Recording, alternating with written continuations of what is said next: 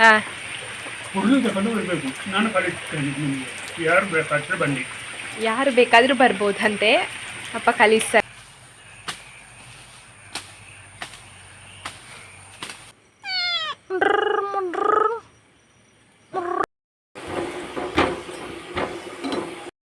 ಫೇನರ್ ಆಯಿತು. ನಾನು ಒಂದು ಪೀಸ್ ಆಗಲೇ ತಿಂದಾಯ್ತಾ. ಆದರೆ ಹೇಗೆ ಆಗಿದೆ ಅಂದರೆ ತುಂಬ ಸೂಪರ್ ಉಪ್ಪ ನೋಡಿ. ಭಾರಿ ರುಚಿ.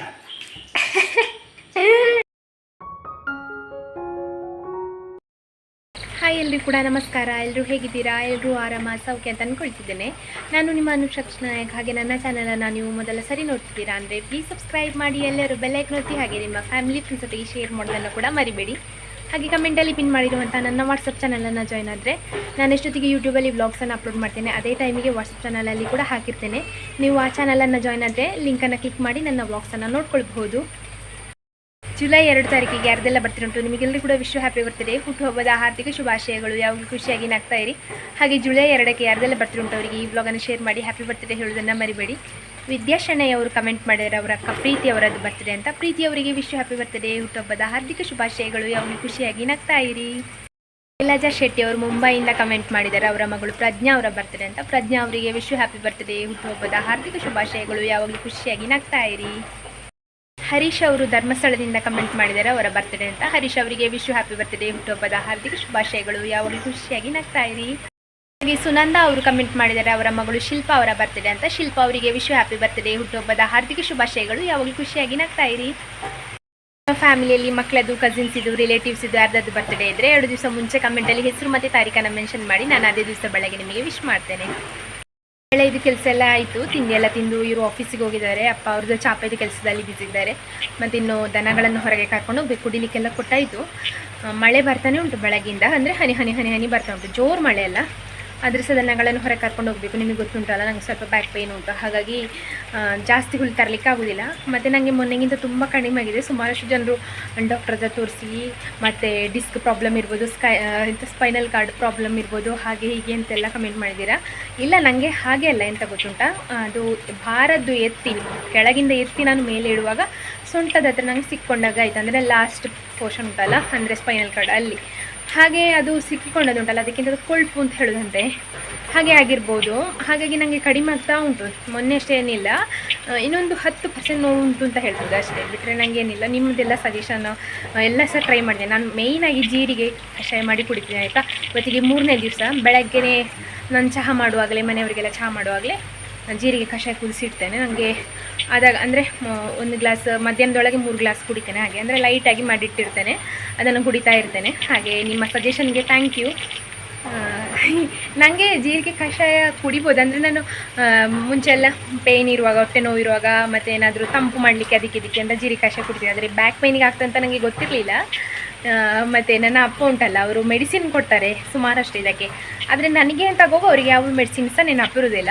ಮತ್ತು ಅದೆಲ್ಲ ಆದಮೇಲೆ ಜೀರಿಗೆ ಕಷಾಯ ಕುಡಲಿಕ್ಕೆ ಹೇಳಿದರು ಅಂತ ಹೇಳಿದೆ. ಅದಕ್ಕೆ ಆಗ್ತದೆ, ಅದು ಸಹ ಆಗ್ತದೆ ಅಂತ ಹೇಳ್ತಾರೆ. ಅಂದರೆ ಅವರಿಗೆ ಉಂಟಲ್ಲ, ನಮಗೆ ಅಂತ ಆಗುವಾಗ ಅವರು ಬ್ಲ್ಯಾಂಕ್ ಆಗ್ತಾರೆ. ಮೊನ್ನೆ ಸಹ ಹಾಗೆ ಅಲ್ಲಿ ದನಗಳಿಗೆ, ನಮ್ಮ ಮುದ್ದು ಗೌರಿಗೊಮ್ಮೆ ಗ್ಯಾಸ್ಟ್ರಿಕ್ ಇದು ಪ್ರಾಬ್ಲಮ್ ಆಗಿತ್ತಲ್ಲ ರಾತ್ರಿ, ಅವರು ಎಷ್ಟು ಬ್ಲ್ಯಾಂಕ್ ಆಗಿದ್ರಂದರೆ ಅವರೊಂದು ಮೆಡಿಸಿನ್ ಕೊಡ್ತಾರೆ ಅಂತ ಹೇಳಿ ಅವರಿಗೆ ಮರ್ತೋಗಿದೆ. ನಾನು ಕೇಳ್ತಾ ಇದ್ದೇನೆ, ನಿಮಗೆ ಗೊತ್ತಿರೋದೇನಾದರೂ ಹೇಳಿ ಅಪ್ಪ, ನಾವು ಟ್ರೈ ಮಾಡುವ, ಅದು ಮದ್ದು ಹಾಕುವ, ನಿಮಗೆ ಗೊತ್ತಿರೋದನ್ನು ಹೇಳಿ. ಅವ್ರಿಗೆ ಗೊತ್ತೇ ಆಗ್ತಿಲ್ಲ, ನೆನಪೇ ಆಗ್ತಿಲ್ಲ, ಅಷ್ಟು ಬ್ಲ್ಯಾಂಕ್ ಆಗಿದ್ದಾರೆ ಹೆದರಿಕೆಯಲ್ಲಿ. ಹಾಗೆ ಆಗುವಾಗ ನಮಗೆ ಸ್ವಂತದವರಿಗೆ ಅಂತ ಆಗುವ ನೆನಪಿಲ್ಲ. ಅಂದರೆ ಅವಳಿಗೆ ಹುಷಾರಾದ್ಮೇಲೆ ಅವ್ರು ಹೇಳ್ತಾರೆ, ಇದು ಹಾಕಿದರೆ ಕಡಿಮೆ ಆಗ್ತಿತ್ತು, ಅದು ಹಾಕಿದರೆ ಕಡಿಮೆ ಆಗ್ತಿತ್ತು ಅಂತ. ಹಾಗೆ ಈಗ ನನಗೆ ಸೊಂಟ ನೋವು ಸಾಧಾರಣ ಕಡಿಮೆ ಉಂಟು. ಸಾಧಾರಣ ಅಂದರೆ 10% ನೋವು ಉಂಟು ನನಗೆ ಅಷ್ಟೇ. ಹಾಗಾಗಿ ಒಂದೇ ಕಟ್ಟ ಹುಲ್ಲು ತರೋದು. ನೀವು ನನಗೆ ಭಾರ ಹೊರಬೇಡಿ ಅಂತೆಲ್ಲ ಹೇಳ್ತೀರಿ, ನಾನು ಹೊರಲೇಬೇಕು. ಆದರೆ ಒಂದು ಕಟ್ಟ ಹುಲ್ಲು ತಗೊಂಡು ಬರ್ತೇನೆ ಆಯಿತಾ. ನನಗೆ ಎಷ್ಟು ಸಾಧ್ಯ ಅಷ್ಟು ಭಾರ ಮಾತ್ರ, ಜಾಸ್ತಿ ಹೊರಟೇ ಇಲ್ಲ ನಾನು. ಹಾಗೆ ಮತ್ತು ಮಾಮೂಲಿ ಮನೆ ಒಳಗಿದ್ದು ಕೆಲಸ, ಹೊರಗೆದು, ಅದು ಸಾಧಾರಣ, ಅಷ್ಟೇನು ಕಷ್ಟದ್ದು ಅಂತ ಏನಿಲ್ಲ ನನಗೆ ಕೆಲಸ. ನಿಮ್ಮೆಲ್ಲರ ಕಾಳಜಿಗೆ, ಪ್ರೀತಿಗೆ ಧನ್ಯವಾದಗಳು.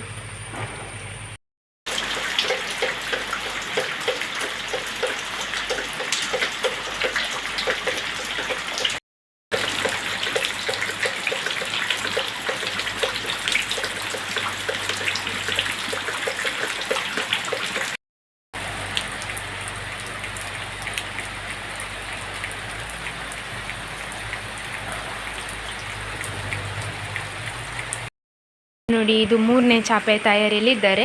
ಇದರಲ್ಲಿ 3 ಬಳ್ಳಿ ಕಡಿಮೆ, ಯಾಕಂದರೆ ಹುಲ್ಲು ಚಿಕ್ಕದಾಗ್ತಾ ಹೋದಾಗೆ, ಗಿಡ್ಡ ಆಗ್ತಾ ಹೋದಾಗೆ ಬಳ್ಳಿಗಳನ್ನು ಕಡಿಮೆ ಮಾಡ್ಕೊಳ್ತಾ ಹೋಗಬೇಕು, ಇಲ್ಲಾಂದರೆ ವೇಸ್ಟ್ ಆಗ್ತದೆ ಕಟ್ಟಿದ ಬಳ್ಳಿ. ನೋಡಿ ಇಲ್ಲಿ ಕೆಳಗೆಲ್ಲ ಎಷ್ಟು ಕಟ್ ಮಾಡಿ ಹಾಕಿದ್ದುಂಟು ನೋಡಿ ಬಳ್ಳಿ. ಇದು ಕಟ್ಟಿದ್ದು. ಯಾರಾದರೂ ಕಲಿಬೇಕು ಅಂತ ಅನಿಸಿದರೆ ಇಲ್ಲಿ ಬರಬೇಕಂತೆ, ಅಪ್ಪ ಕಲಿಸ್ತಾರಂತೆ ನಿಮಗೆ, ಅಂದರೆ ಚಾಪೆ ಹೆಣಿಯೋದು ಹೇಗೆ ಅಂತ. ಹುಲ್ಲು ಸಹ ತಗೊಂಡು ಬರಬೇಕಂತೆ. ಹಾಂ, ಹುಲ್ಲು ತಗೊಂಡು ಬರಬೇಕು, ನಾನು ಕಲಿಸ್ತೇನೆ ನಿಮಗೆ. ಯಾರು ಬೇಕಾದರೆ ಬನ್ನಿ, ಯಾರು ಬೇಕಾದರೂ ಬರ್ಬೋದಂತೆ, ಅಪ್ಪ ಕಲಿಸ್ತಾರಂತೆ. ಹುಲ್ಲೊಂದು ನೀವು ತೆಕ್ಕೊಂಡು ಬರಬೇಕಂತೆ. ಅಂದರೆ ಇದು ಹುಲ್ಲು ಉಂಟಲ್ಲ, ಬೈ ಹುಲ್ಲಲ್ಲ, ಈ ಹುಲ್ಲು ಸಪ್ರೇಟಾಗಿ ಹೊಳೆ ಬದಿಯಲ್ಲಿ ಸಿಗುವಂಥದ್ದು. ಮುಂಚಿನದವರೆಲ್ಲ ಇದನ್ನು ನೆಟ್ಟು ಮಾಡ್ತಿದ್ರಂತೆ ಗದ್ದೆಯ ಬದಿಗೆ. ಈಗ ಯಾರು ಅದನ್ನು ನೆಟ್ಟು ಮಾಡೋದಿಲ್ಲ. ಈ ಚಾಪೆ ಸಹ ಉಪಯೋಗಿಸುವವರು ಕಡಿಮೆ, ಹಾಗಾಗಿ ಇದು ಹೊಳೆ ಬದಿಯಲ್ಲಿ ಸಿಗ್ತದೆ. ಅದು ಸಹ ಎಲ್ಲ ಹೊಳೆ ಬದಿಗೆ ಇರುವುದಿಲ್ಲ. ಅಪ್ಪ ಈ ಕುಮಾರಧಾರೆ ಹೊಳೆ ಉಂಟಲ್ಲ, ಸುಬ್ರಹ್ಮಣ್ಯದ್ದು ಕುಮಾರಧಾರ ಹೊಳೆ, ಅದು ತುಂಬ ಮೇಲೆಗಡೆಯಿಂದ ಹರಿತಾ ಬರ್ತದೆ, ಅಲ್ಲಿಂದ ತಗೊಂಡು ಬಂದದ್ದು. ಹಾಗೆ ಹುಲ್ಲು ನೋಡಲಿಕ್ಕೆ ಬೈ ಹುಲ್ಲು ಥರ ಕಾಣ್ತದೆ, ಒಣಗಿಸೋಕ್ಕಿಂತ ಮುಂಚೆ ಇದು ತುಂಬ ಹಸಿರಿರ್ತದೆ, ನೀವು ನೋಡಿರಬಹುದು.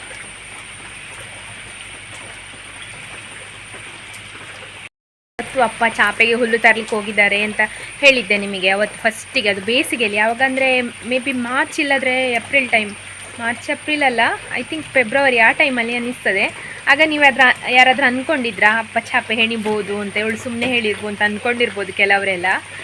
ಆದರೆ ನನಗೆ ಸಹ ಅದು ಎಂತ ಗೊತ್ತುಂಟ, ಸುಮಾರು ವರ್ಷಗಳ ನಂತರ ಮಾಡ್ತಿರೋದಲ್ಲ, ಅದೊಂಥರ ಖುಷಿ, ಅಪ್ಪ ಚಾಪೆ ಮಾಡ್ತಿದ್ದಾರೆ ಅಂತ.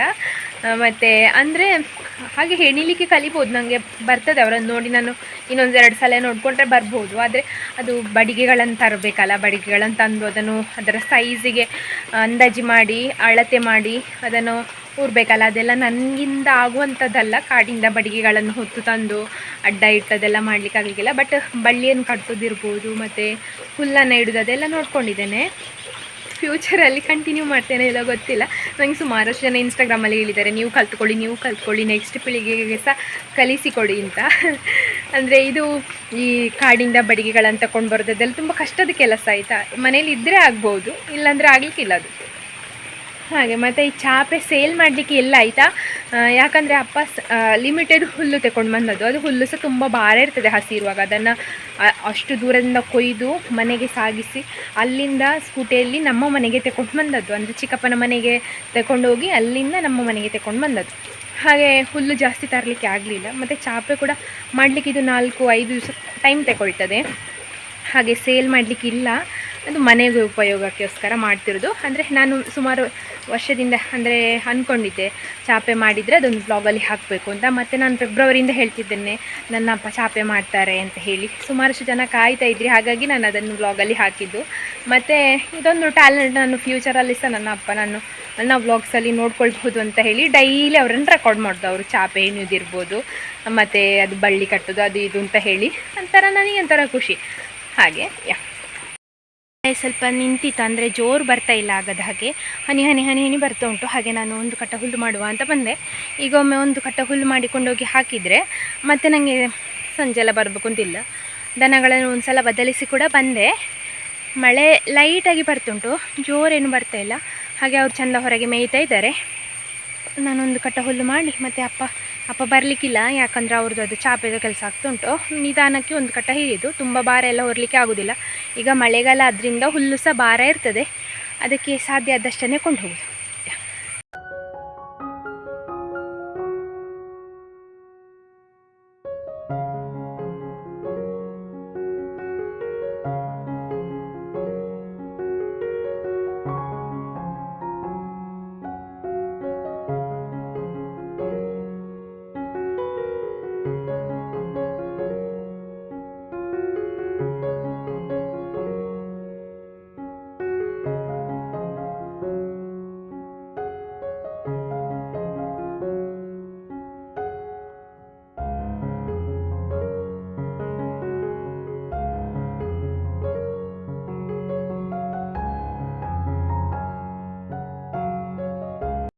ಕಟ್ಟ ಹುಲ್ಲಾಯಿತು. ಅಪ್ಪ ಸ್ವಲ್ಪ ಹಿರಿದಾಗುವಷ್ಟರಲ್ಲಿ ಅವರು ಸಹ ಬಂದರು.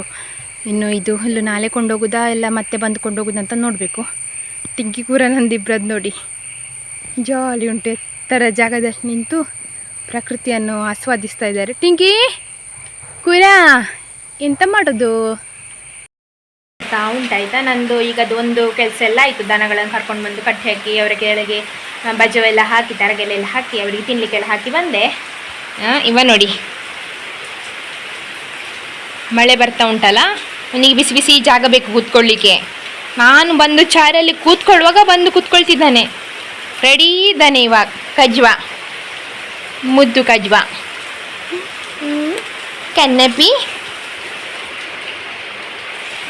ಅವನು ಒಲೆ ಹತ್ರ ಕೂತ್ಕೊಳ್ಳಿಕ್ಕೆ ಬೇಡ, ನಾನು ಬೇಕು ಕೂತ್ಕೊಳ್ಳಿಕ್ಕೆ ಒಟ್ಟಿಗೆ. ಮತ್ತೆ ಎಂತ ಗೊತ್ತುಂಟಾ, ಅವನಿಗೆ ಬೇಕಾಗುವ ಮಾತ್ರ ಆಯ್ತಾ. ಮತ್ತೆ ನಾನೊಂದು ವೇಳೆ ಪ್ರೀತಿ ಮಾಡ್ಲಿಕ್ಕೆ ಕೊಂಡಾಟ ಮಾಡ್ಲಿಕ್ಕೆ ಹೋದ್ರೆ ಬೈಯುದು ಯಾವ ಗುರ್ರು ಅಂತ. ಕನ್ನಪಿ ಕಜ್ವಾಯ್. ಜು ತೋಟಕ್ಕೆ ಹೋಗುವ ಬತ್ತಿ. ಮಳೆ ಇಲ್ಲಲ್ಲ, ಎಷ್ಟು ಉದಾಸೀನ ಮಾಡೋದಿಂತ ಮನೆಯಲ್ಲಿ. ಕಜ್ಜು ಬಾ, ನಿನ್ನ ಹತ್ರನೇ ಮಾತಾಡುದು ನಾನು. ಕಜ್ಜು ಉದಾಸೀನ ಅಂತ ಹೇಳಿದ್ರೆ ಇವನಿಗೆ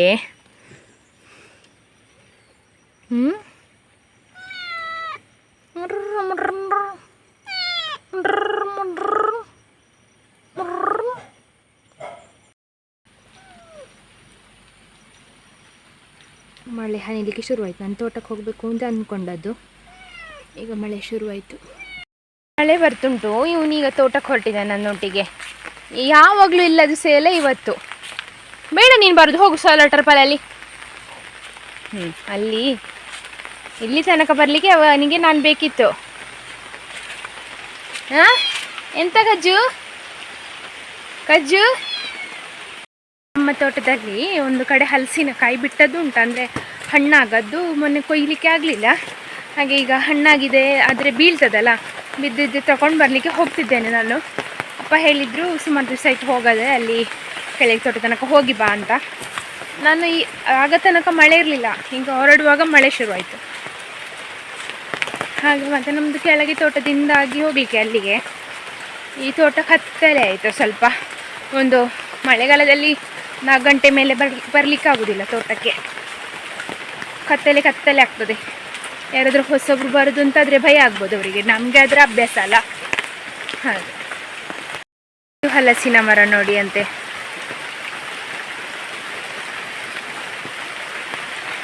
ಕಾಯಿ ಬಿದ್ದದ್ದು ಕಾಣುವುದಿಲ್ಲ. ನನ್ನ ಮನೆಗೆ ಹೋಗ್ಬೋದು ಆರಾಮದಲ್ಲಿ. ಇಲ್ಲದ್ರೆ ನನಗೆ ಯೋಚನೆ ಮಾಡ್ತಾ ಬಂದೆ, ಹಲಸಿನ ಹಣ್ಣು ಇದ್ದರೆ ನಾನು ಹೇಗೆ ಎತ್ಕೊಂಡು ಹೋಗೋದು ಈ ಮಳೆಯಲ್ಲಿ ಅಂತ. ಒಂದು ಹಲಸಿನ ಹಣ್ಣು ಸಹ ಇಲ್ಲ. ಮೊನ್ನೆ ನಾವು ಮೋಮೋ ಮಾಡಿದ್ವಿ, ನಿಮಗೆ ನೆನಪಿರ್ಬೋದು. ಅದರ ಸ್ವಲ್ಪ ಮೈದಾ ಹಿಟ್ಟು ಉಳಿದಿತ್ತಾಯ್ತಾ.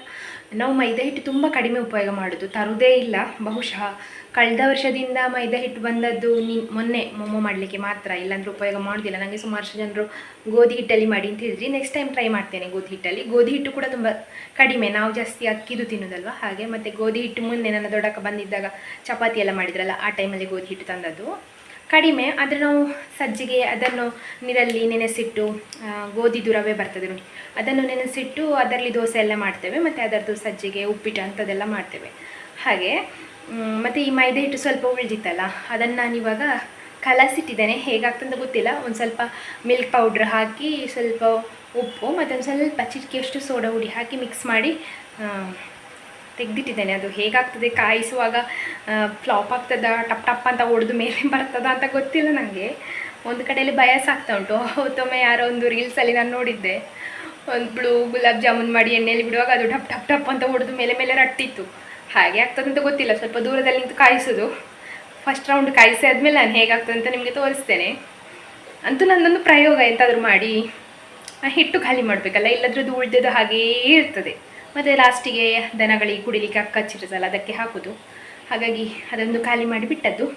ಹೇಗಾದರೂ ತಿನ್ನೋದೇ, ತೊಂದರೆ ಇಲ್ಲ, ನೋಡುವ. ಮೊನ್ನೆ ಸ್ವಲ್ಪ ನಾವು ಇದು ಮಾಡಿದ್ವಲ್ಲ ಮೋಮೋ, ಅದರದ್ದು ಮೈದಾ ಹಿಟ್ಟು ಉಳಿದಿತ್ತಾಯ್ತಾ. ನಾನು ಅದಕ್ಕೆ ಸ್ವಲ್ಪ ಹಾಲು ಪೌಡ್ರೆಲ್ಲ ಮಿಕ್ಸ್ ಮಾಡಿ, ನನ್ನ ಅಂದಾಜು ಪ್ರಕಾರ ಉಪ್ಪು ಅದೆಲ್ಲ ಹಾಕಿ ಈಗ ಉಂಟಲ್ಲ ಗುಲಾಬ್ ಜಾಮೂನ್ ಮಾಡಲಿಕ್ಕೆ ರೆಡಿ ಮಾಡ್ತಿದ್ದೆ. ನನಗೆ ಅದು ಸ್ವಲ್ಪ ಮೈದಾ ಹಿಟ್ಟು ಉಳಿದಿತ್ತು, ಅದನ್ನು ಸದುಪಯೋಗ ಮಾಡಬೇಕಲ್ಲ ಅಂತ ಹೇಳಿ ಇವಾಗ ಒಂದು ಸ್ವಲ್ಪ ಗುಲಾಬ್ ಜಾಮೂನಿಗೆ ರೆಡಿ ಮಾಡ್ತಾ ಇದ್ದೇನೆ. ನನಗೆ ಇದು ಪರ್ಫೆಕ್ಟಾಗಿ ಆಗ್ತದೆ ಅಂತ ಗೊತ್ತಿಲ್ಲ, ಬಟ್ ಕಲರ್ ಎಲ್ಲ ಬಂತು, ನಾನು ಎಕ್ಸ್ಟ್ರಾ ಎಂತ ಹಾಕಲಿಲ್ಲ, ಸ್ವಲ್ಪ ಕಾಯಿಸಿಟ್ಟಿದ್ದೇನೆ ನೋಡಿ, ಇದು ಹೀಗೆ ಉಂಟು. ಇದನ್ನಿನ್ನೂ ಸಕ್ಕರೆ ಪಾಕಕ್ಕೆ ಹಾಕೋದು. ಅಂದರೆ ನಾನು ಆಗ್ತದೆ ಅಂತ ಮೈಂಡಲ್ಲಿ ಅಂದ್ಕೊಂಡೇ ಮಾಡಿದ್ದು. ಇವಾಗ ಒಳ್ಳೆಯದಾಗಿದೆ ಮಾತ್ರ, ಇದು ಸ್ವಲ್ಪ ಗಟ್ಟಿ ಗಟ್ಟಿ ಉಂಟು, ಯಾಕೆಂತ ಗೊತ್ತಿಲ್ಲ. ತಿಂದಾದ್ಮೇಲೆ ಹೇಳ್ತೇನೆ ನಿಮಗೆ ರೆಡಿ ಆದಮೇಲೆ ಹೇಗಾಗ್ತದೆ ಅಂತ.